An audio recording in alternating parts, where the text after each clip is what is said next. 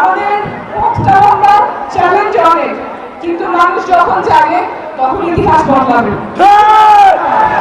শুধু এইটুকুই বলবো যে আমরা দেশব্যাপী জুলাই পদযাত্রায় প্রত্যেকটা জেলায় যাচ্ছি এবং আপনাদের ভালোবাসা পাচ্ছি।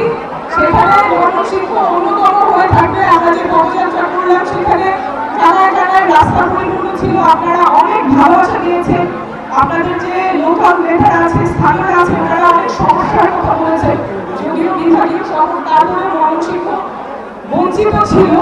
আপনাদের যারা স্থানীয় নেতারা আছেন তারা তো কাজ করেনি। তার পাশাপাশি গান্ধী পার্টি থেকে আমরা যে বিচার এবং সংস্কারের কথা বলছি, সেই বিচার এবং সংস্কারে আমরা আপনাদেরকে পাশে পাবো।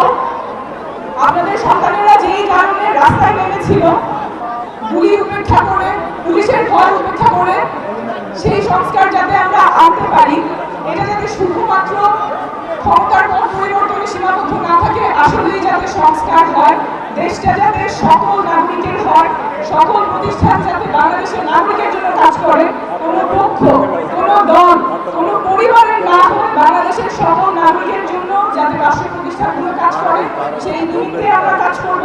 এবং সেই জন্য আমাদের প্রয়োজন একটা নতুন সংবিধান। সেই নতুন সংবিধান আমরা গণপরিষদ নির্বাচনের কথা বলছি, যাতে করে নতুন সংবিধান একটা টেকসই মাধ্যমে আমাদের কাছে আসে। যেই সংবিধান আমাদের অধিকার সংরক্ষিত রাখতে পারে না, সকল জাতিসত্তার অধিকার সংরক্ষিত রাখতে পারে না, রাষ্ট্রীয় প্রতিষ্ঠানগুলো একটা ব্যক্তি বা একটা পরিবারের কাছে মুখিবদ্ধ হয়ে থাকে, সেই সংবিধানে আমরা ফেরত যাব না। আমরা নতুন সংবিধান আনবো যেখানে রাষ্ট্র হবে বাংলাদেশের নাগরিকের। সেই সংগ্রামে আমরা ময়মনসিংহবাসীকে পাশে পাবো। আমাদের পথটা লম্বা, চ্যালেঞ্জ অনেক, কিন্তু মানুষ যখন জাগে তখন ইতিহাস বদলাবে।